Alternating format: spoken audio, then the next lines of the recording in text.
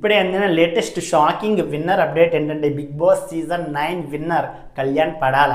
తనూజ అని చెప్పారు కదా, మళ్ళీ కళ్యాణ్ ఏంటి అనుకుంటున్నారా?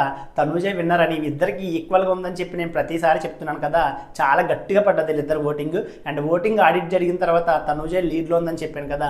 అండ్ అందరూ అదే అనుకున్నారు, తనూజే లీడ్లో ఉందని. కానీ విన్నర్ మాత్రం కళ్యాణ్ అయ్యాడు.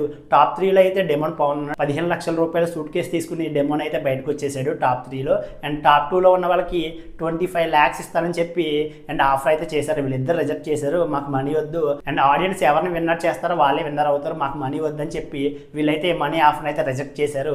కళ్యాణ్ తనూజ వీళ్ళిద్దరిలో కళ్యాణ్ అయితే విన్నర్ అయ్యాడు అండ్ తనూజ అయితే రన్నర్ అయింది.